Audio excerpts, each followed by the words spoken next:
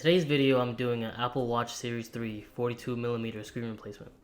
The watches may seem hard to do because they are small, but they are pretty straightforward.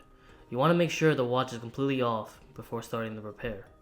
Heat and isopropyl alcohol is your friend when opening these up.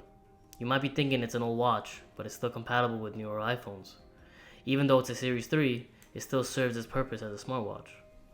This particular watch screen was shattered, so it took some time taking it off, as I'm careful not to damage the original OLED, as it still has some value. I let the alcohol seep into the sides and loosen the adhesive.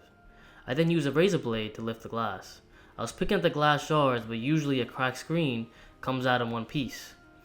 Be careful not to damage the Force Touch flex cable that sits right underneath the frame of the glass. After opening the screen, the 3 ribbon cables that are connected to the screen have to be removed. These are very fragile, and damaging just one cable can be devastating, as the cable is soldered onto the main board and not easy to replace. I've yet to damage one, so you have to be patient removing them, especially when working with a surface area of 42mm. I use my fingers to remove the flex cable in the video. It's what I'm most comfortable with, but you can use tweezers. I'd recommend plastic ones as they won't damage the flex.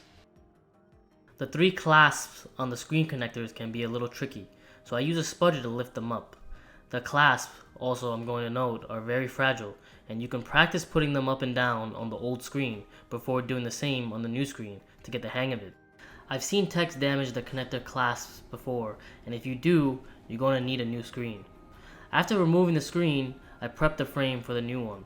I only use original screen replacements or refurbished screen replacements for all watch repairs. This particular one was a refurbished screen replacement.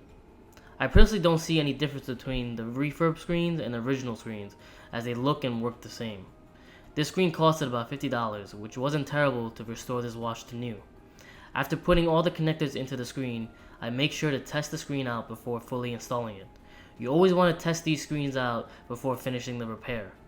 After doing a final test, I use some cold press glue around the frame and clamp down the screen. The watch does not become water resistant again, if you're wondering.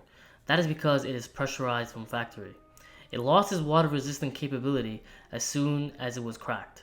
So if you use a watch underwater a lot and crack it, you're better off getting a new one. Aside from screen repairs for watches, I only replace batteries in them. I get a lot of watches that stop powering on, and most of the time it's just the battery. After waiting for the glue to dry, the repair is done, and that's it for this video.